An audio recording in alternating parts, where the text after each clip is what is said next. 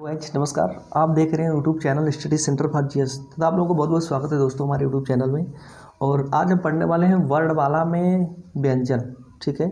और वर्णमाला का ये सेकेंड पार्ट है। हमने इसके पहले देख लिया है एक बार जिसमें स्वर को हमने बहुत अच्छे ढंग से कवर किया है, और ये सेकेंड पार्ट में हम व्यंजन को देखेंगे। और इसमें से जो भी चीज़ें हैं, जो भी एग्जाम की दृष्टि से हम लोग बहुत अच्छे ढंग से देखेंगे। तो आइए शुरुआत करते हैं।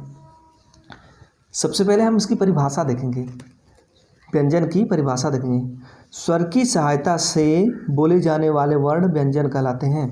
मतलब स्वर की सहायता से, देखिए हमने ऑलरेडी पहले ही बता चुका है कि जो स्वर होते हैं वो मूल रूप से होते हैं, ठीक है, उनका स्वतंत्र अस्तित्व होता है। लेकिन जो व्यंजन होते हैं ना, इनका स्वतंत्र अस्तित्व नहीं होता है, ये स्वर से मिलके बनी होती हैं। तो वही दिया है यहाँ पर, स्वर की सहायता से बोले जाने वाले वर्ण व्यंजन कहलाते हैं। प्रत्येक व्यंजन में अ मिला होता है। हमने पिछली वीडियो में स्वर में हमने आपको बताया था कि अ जो होता है ना, ये शहीद वर्ण होता है। शहीद का मतलब कि सभी व्यंजन में अ उसमें उपस्थित रहता है, ठीक है, इसलिए उसको हम शहीद वर्ण बोलते हैं। ये खुद को शहीद कर देता है मतलब व्यंजन के लिए।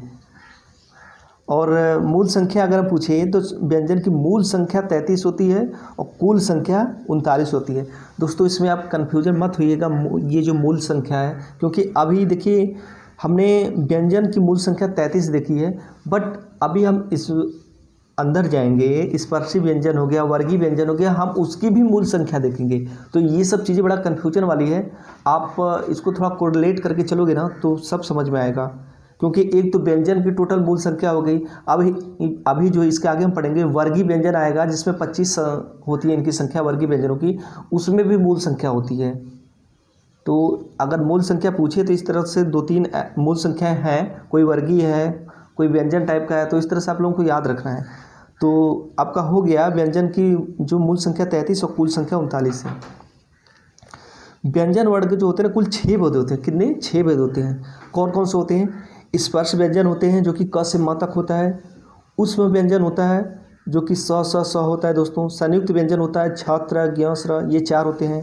अंतस्थ व्यंजन होते हैं य र ल व। द्विगुण व्यंजन जो होते हैं ड़ और ढ। अगर इन सबको हम जोड़ेंगे ना तो ये 52 हो जाएंगे। इसमें सब मूल, जैसे आइए देखते हैं, क से लेके म तक कितना होता है? 25 होता है। और ये आपका हो गया उष्म व्यंजन, 4 ये हो गया, 25 4 29। और संयुक्त व्यंजन छत्र ज्ञ स्र, ठीक है, कितना हो गया आपका? 25 4 29 33 हो गया।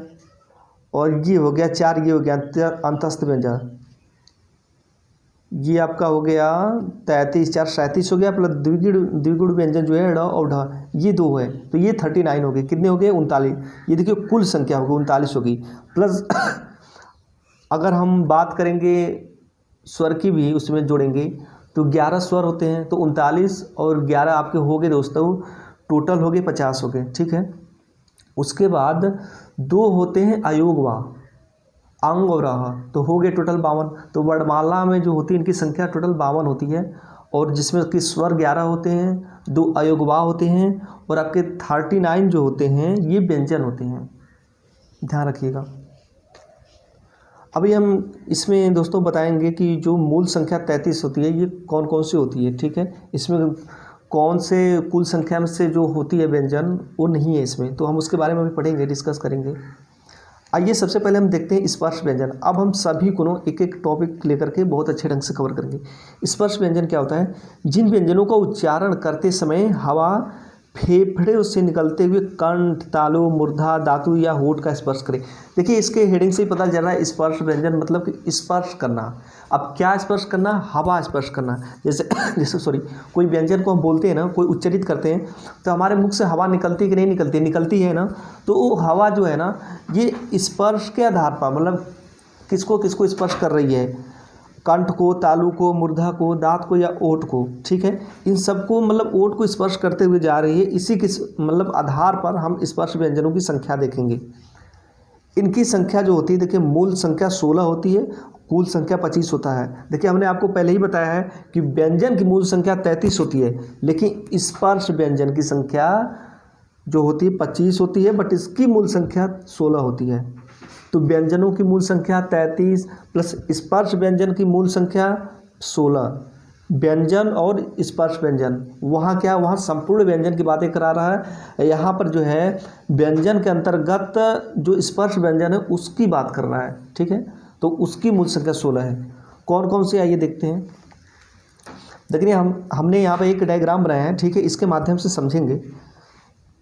क से लेकर के ध तक ये होती है स्पर्श व्यंजन की मूल संख्या। इसको जोड़ेंगे दोस्तों तो 16 होगा।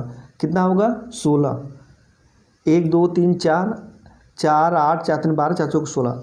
अब हम देखेंगे इसकी कुल संख्या। जो स्पर्श व्यंजन की जो कुल संख्या होती है वो 25 होती है, 25 होती है।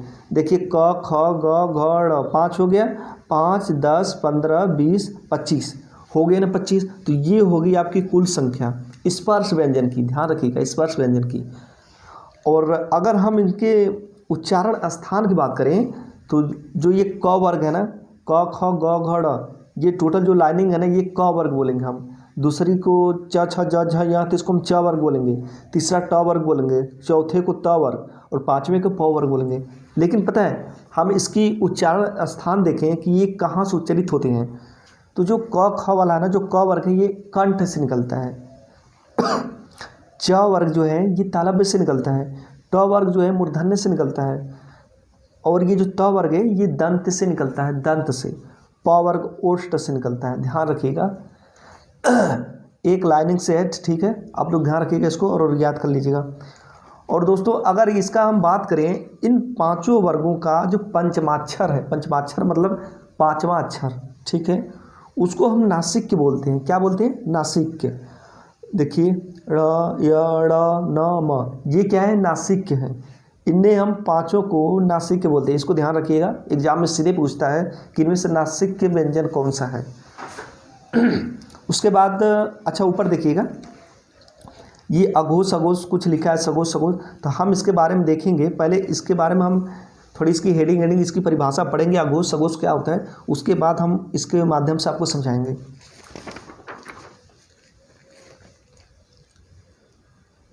देखिए हमने पहले ही बोला क से ध इनकी मूल संख्या होती है। और दोस्तों एक बात और, स्पर्श व्यंजन को उदित भी कहते हैं।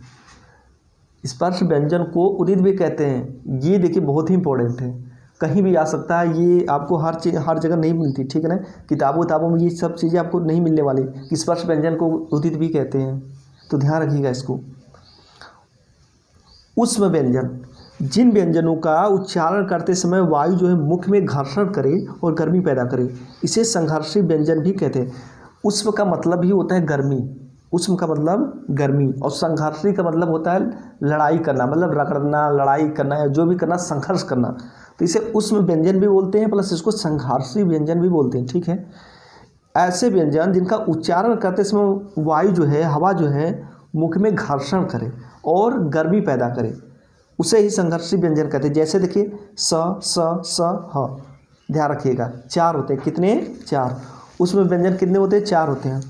अंतस्थ व्यंजन इसके बाद आता है, जिन व्यंजन वर्णों के उच्चारण में श्वास जो है अंदर की तरफ खींची जाए, क्या? अंदर की तरफ खींची जाए, उसे बोलते हैं अंतस्थ व्यंजन। ये देखिए 4 होते हैं, य र ल व। अगर आप य बोलते हो तो देखो जो हवा है ना वो आपके मुख में जा रही है, र ये भी आपके मुख में जा रही है। चारों का बोलेंगे तो खुद ही समझ में आएगा, हवा आपके अंदर जा रही है। और इसमें जो है दोस्तों ना, य और र को जो बोलते हैं अर्धस्वर बोलते हैं। क्या बोलते हैं? अर्धस्वर। क्यों बोलते हैं? क्योंकि जो ध्वनि इसकी होती है ना, कभी स्वर तो कभी व्यंजन जैसी होती है। य व, जैसे आ बोलते हो ना, तो देखो इससे मैच कर रहा कुछ, तो वही चीज़ें हो गई। लुंठित, र जो है ना इसको लुंठित बोला जाता है। लुंठित क्यों बोला जाता है? क्योंकि उच्चारण में ना जब र का उच्चारण करते हो तो जीभ जो है तालु से लुढ़क कर स्पर्श करती है, जीभ जो है तालु से लुढ़क कर स्पर्श करती है। पार्श्विक जो है ये ल को बोलते हैं, ल को पार्श्विक बोलते हैं, क्योंकि उच्चारण करने पर, ल का उच्चारण करने पर हवा जो है ना जीभ के पार्श्व से निकल जाती है। जीभ के पार्श्व, पार्श्व मतलब बगल से निकल जाती है।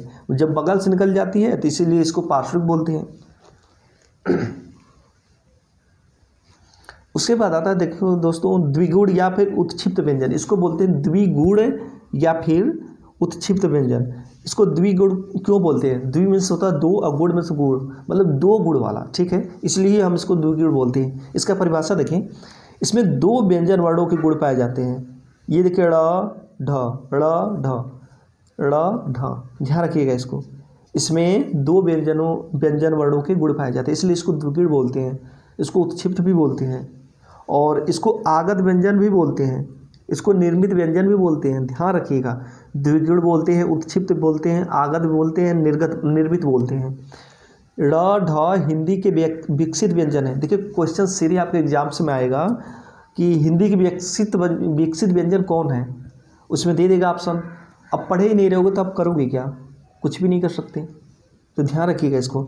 ड़ और ढ जो होते हैं ना, हिंदी के विकसित व्यंजन है, ये संस्कृत में नहीं थे, इसे आगत व्यंजन या निर्मित व्यंजन भी कहा जाता है, ध्यान रखिएगा। उसके बाद आता है संयुक्त व्यंजन। संयुक्त व्यंजन दोस्तों बस वही चीज़ें जो हमने स्वर में पढ़ा था कि दो स्वरों से मिलता है, तो संयुक्त व्यंजन में भी मतलब कि ये दो व्यंजनों से मिलेगा, बस वही चीज़ होगी। तो जो व्यंजन वर्ण दो व्यंजन वर्णों से मिलकर बनते हैं, देखिए छ त्र ज्ञ स्र, ये जो है ये आपका संयुक्त व्यंजन है। क्या है? संयुक्त व्यंजन है। अगर हम स्वर की बात करें तो स्वर में कौन कौन सा आपका व्यंजन कौन सा संयुक्त स्वर है, तो प्लीज़ इसका कमेंट कीजिएगा, आप लोग बताइएगा उसमें कौन कौन सा स्वर है, मतलब संयुक्त स्वर है। तो इसका देखिए, इसका अगर हम छ का अलग अलग करेंगे इसको हम, तो आधा क आधा स। दोस्तों देखिए जो पुस्तकों में लिखा रहता है ना, तो क पे तो हलंत रहता है, बस स पे नहीं रहता। सब में शुरुआत में हलंत रहता है और किसी एक पर नहीं रहता है, लेकिन अगर एग्जाम में दे दे इस तरह से दोनों पर हलंत, तो हमको यही वाला टिक करना है, क्योंकि जो छ हो चाहे त्र हो चाहे ज्ञ हो चाहे स्र कोई भी हो, ये आधे आधे अक्षरों से बनता है।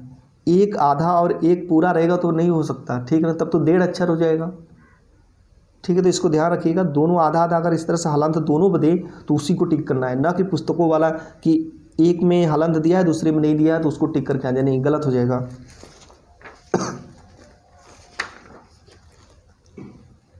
अच्छा, उसके बाद देखते हैं वैदिक व्यंजन, ठीक है। इसमें क्या होता है, हिंदी में इसका प्रयोग नहीं होता है, यह वेदों तक सीमित रह गया है, मराठी भाषा में इसका प्रयोग होता है। इसे लुंठित ड या लुंठित र कहते हैं। ध्यान रखिएगा कि हमारे मतलब हिंदी भाषा में इसका यूज नहीं होता, ये मराठी भाषा में इसका यूज अभी भी किया जाता है, और वेदों में पहले बहुत ज़्यादा प्रयोग होता था। तो इसका कोई मतलब नहीं है, एग्जाम में भी नहीं पूछता, बस थोड़ा सा जानकारी के लिए इसको ध्यान रखिएगा। अब देखिए नोट, कुछ विद्वान च वर्ग को जो है ना स्पर्श संघर्षी भी मानते हैं। क्या मानते हैं? स्पर्श संघर्षी। इनका मानना है कि जो च वर्ग है ना ये स्पर्श संघर्षी है, ठीक है। घोषत्व के आधार पर स्वर तंत्रियों में ध्वनि का कंपन, घोषत्व के आधार पर स्वर तंत्रियों में ध्वनि का कंपन। अघोष, जिन ध्वनियों के उच्चारण में स्वर तंत्रियों में कंपन ना हो, जिन ध्वनियों के उच्चारण में स्वर तंत्रियों में कंपन ना हो वह अघोष होते हैं। अ मीन्स होता नहीं, घोष मीन्स होता है स्वर तंत्रियों में कंपन, मतलब कि स्वर तंत्रियों में कंपन नहीं होगा।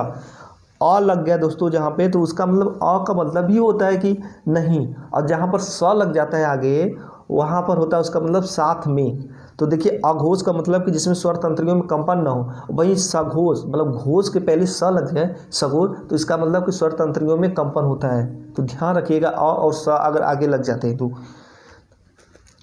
ठीक है। स्पर्श व्यंजन का पहला और दूसरा व्यंजन जो है, स्पर्श व्यंजन का पहला और दूसरा व्यंजन क्या होता है?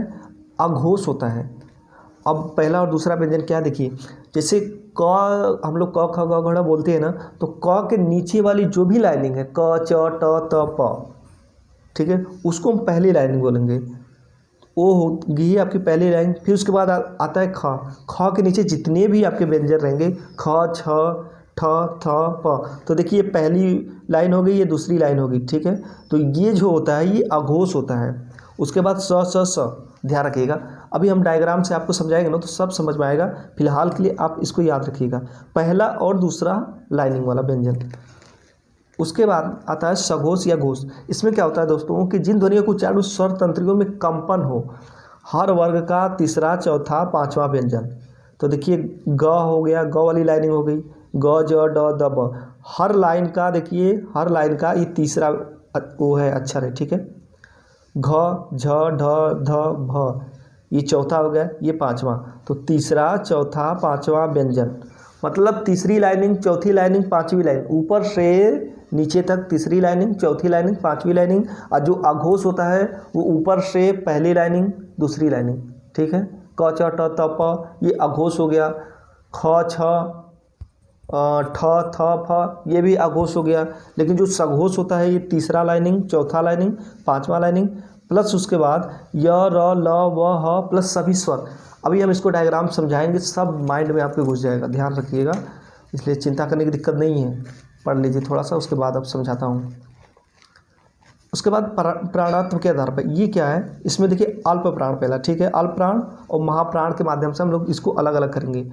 जिन व्यंजनों को उच्चारण में मुख जो है कम हवा निकले, क्या, जिन व्यंजनों को उच्चारण में मुख से हवा कम निकले वो होता है अल्प प्राण। अल्प का मतलब होता है कम, प्राण का मतलब होती है हवा, मतलब कम हवा निकले। ये हमारी हेडिंग से ही पता चल रहा है। हर वर्ग का पहला, तीसरा, पांचवा व्यंजन, इसमें देखिए एक एक छोड़ देता है, एक एक लाइन छोड़ देता है। इसमें पहला लाइनिंग, फिर उसके बाद तीसरा, फिर पांचवा।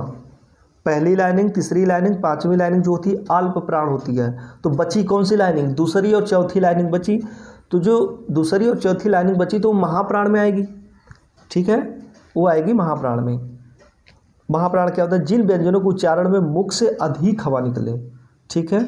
महा मतलब होता है ज़्यादा, बड़ा, और प्राण में सवा, तो मतलब कि ज़्यादा हवा निकलती है, बहुत ज़्यादा मतलब बहुत निकलता है, तो उसी को महाप्राण बोलते हैं। हर वर्ग का दूसरा और चौथा व्यंजन, तो देखिए तीन तो हमने देख लिए, पहला, तीसरा और पांचवा देखा हमने अल्प प्राण के अंतर्गत, लेकिन जो बच गया दूसरा और चौथा वो महाप्राण के अंतर्गत होगा। तो ख छ ठ त फ घ झ ढ ध म, ये देखिए दूसरी लाइनिंग है, ये चौथी लाइनिंग है, ये महाप्राण के अंतर्गत आ गया। प्लस इसके बाद स स स ह, ये भी है, ये भी महाप्राण के अंतर्गत आता है। अब आइए देख लेते हैं, डायग्राम देखते हैं वो ना।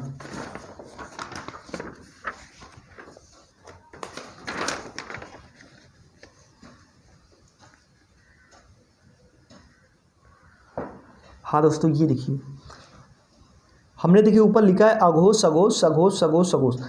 पहले हम अघोष की बातें करते हैं। तो पहला और दूसरी लाइनिंग देखिए ये है ना, पहली लाइनिंग और दूसरी लाइनिंग क्या है, अघोष है, अघोष है, ध्यान रखिएगा। पहली लाइनिंग क च ट त प ख छ ठ थ प, ये जो है ये अघोष है। उसके बाद आता है सघोष, सघोष, सघोष, मतलब तीसरा, चौथा और पांचवा लाइन क्या है, सघोष है। सघोष, सघोष, सघोष, ये जो है तीसरी, चौथी, पांचवी, ये लाइन क्या है, ये सघोष है, ठीक है। समझ आया आपको, पहला दूसरा अघोष है और तीसरा, चौथा, पांचवी लाइनिंग क्या है, सघोष है। अब हम देखेंगे अल्प प्राण और महाप्राण, तो एक एक छोड़कर पहला, तीसरा और पांचवा ये क्या है, अल्प प्राण है। पहली लाइनिंग, तीसरी लाइनिंग और पांचवी लाइनिंग, देखिए अल्प प्राण है ना, पहली लाइनिंग, तीसरी लाइनिंग और पांचवी लाइनिंग, ये अल्प प्राण हो गया। और बचा कौन, दूसरा और चौथा, तो ये दूसरी लाइनिंग और चौथी लाइनिंग क्या है, महाप्राण हो गई। तो ध्यान रखिएगा आप, अघोष से और अल्प प्राण, महाप्राण से, इन सबसे चीज़ों से आप ध्यान रखिएगा। बहुत अच्छे तरह से डायग्राम में हमने समझा दिया आपको, एक बार दो बार वीडियो देखेंगे सब समझ में आ जाएगा। और एक बार से सोच रहे हैं कि जो नए बच्चे हैं एक बार में सीख जाए, तो ऐसा नहीं है, सीख तो जाएंगे बट उन्हें बहुत दीर्घ टाइम तक कोई याद नहीं रह पाएगा। इसके बाद आता है गृहीत ध्वनियाँ। गृहीत ध्वनियाँ क्या होती है, इसको बोलते हैं विदेशों से आगत ध्वनियाँ भी, मतलब ये विदेशों से आई है। क ख ग घ ज फ, दोस्तों ये क ख ज ज भ हमने लिखा तो जरूर है, बट इसके नीचे देखिए बिंदी है, इसके नीचे सबके नीचे बिंदी है, तो ये फारसी से आया है। कहाँ से, फारसी से। उसके बाद देखिए ड़ और ढ, इसी को बोलते हैं हम लोग द्विगुण व्यंजन, ठीक है, मतलब इसके अंदर दो गुण होते हैं। ये तुर्की शब्द है, क्या है, तुर्की है। आ क्या है, अंग्रेजी है, ठीक है। आ नहीं दोस्तों, आ ऊपर देखिए चंद्र बिंदु लगा है। अब आइए देखते हैं विशेष में क्या है। ह को काकल्य वर्ण या स्वर यंत्र मुखी कहते हैं, क्या, ह को काकल्य वर्ण या स्वर यंत्र मुखी कहते हैं, ध्यान रखिएगा, मोस्ट इंपॉर्टेंट। फिर मैं बोलता हूँ, ये आपको पुस्तकों में नहीं दिखने वाली चीज़ें, ये स्पेशली आप लोगों के लिए, जो कि कोई नहीं पढ़ाता ये सब चीज़ें। तो ह को काकल्य वर्ण या फिर स्वर यंत्र मुखी कहते हैं। उसके बाद हम पढ़ेंगे स्पर्श संघर्षी वर्ण क्या है, ठीक है। च छ च छ ज झ, क्या ये स्पर्श संघर्षी वर्ण है, ध्यान रखिएगा, ये चारों स्पर्श संघर्षी है। अगर सिर्फ संघर्षी वर्ड की बात करें तो स, ठीक है, ध्यान रखिएगा। वर्त्स्य, दंतमूल वसुधा, मतलब कि दंतमूल से या फिर वसुधा से। ज ल र स, अब आप लोग को ये नहीं समझ में रही है इस पर संघर्षी वर्ड क्या है, कैसे है, ठीक है। तो बस आप लोग इतना याद रखिएगा कि जो च छ ज झ होता है ये इस पर संघर्षी वर्ण है। सीधे क्वेश्चन में आ देता है, पूछ देता है कि इस पर संघर्षी वर्ण किसे कहते हैं, संघर्षी वर्ण किसे कहते हैं, ठीक है। वर्त से वर्ण किसे कहते हैं, वर्त से मतलब होता है दंतमूल, वहाँ से बोले जाने वाले, ठीक है। मसूढ़ा, वहाँ से बोले जाने वाले, मतलब मसूढ़े के पास जीभ टकराएगी आपकी, दंतमूल के पास आपकी जीभ टकराएगी इन लोगों को बोलने पर। देखिए ज ल र स, ये इन लोगों को बोलने पर, उच्चारण करने पर हमारी जीभ जो है वहाँ पे टकरा रही है।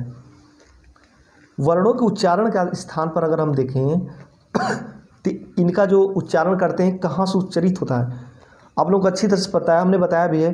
क वर्ग कंठ से, च वर्ग तालु से बोलते हैं, ट वर्ग मूर्धा से बोलते हैं, त वर्ग दंत से बोलते हैं, प वर्ग ओष्ठ से बोलते हैं, ठीक है। इसके अलावा देखिए ह, अ, आ, अंग, सॉरी अह, ह, अ, आ, अह, ये जो है कंठ से बोले जाते हैं। ई, स, य, ज्ञ, ये तालु से बोले जाते हैं। इसको हम अगर देखें तो ट्रिक से देखें तो इस यग, ठीक है, याद रखिएगा इस यग। मूर्धा जो होता है, मूर्धा से बोले जाने वाले इसके टॉवर के अलावा ऋषि भी है, र है, स है। दंत, दंत जो है दंत से बोले जाने वाले ल, स, री, ओष्ठ से उ और बड़ा उ, ठीक है, ध्यान रखिएगा, इसको याद कर लीजिएगा आप लोग। दंतोष्ठ मतलब दंत, दांत और ओष्ठ से बोले वाले व्यंजन ओ, ठीक है, दांत और ओष्ठ से बोले जाने वाले व्यंजन व। कंठोष्ठ, कंठ प्लस ओष्ठ से, मतलब कंठ से और ओठ से बोले जाने वाले ओ, औ। कंठ और ताल से बोले जाने वाले ए। कंठ और मूर्धा से बोले जाने वाले छ। दांत और मूर्धा से बोले जाने वाले त्र। तालु और मूर्धा से बोले जाने वाले स्र। नासिका से अब दोस्तों हमने पहले ही बताया जो पंचमाक्षर होते हैं ना ये वे नासिक के होते हैं। क्या होते हैं? नासिक, मतलब नाक से। तो नासिका से अ, ड़, य, ड़, न, म, ठीक है। अंग, ड़, य, ड़, न, म, तो ये 6 होते हैं। कितने होते हैं? 6। और क्योंकि इसमें जो है ना एक देखिए आपका अयोग वाह है और 5 क्या है? व्यंजन है। ध्यान रखिएगा इसको।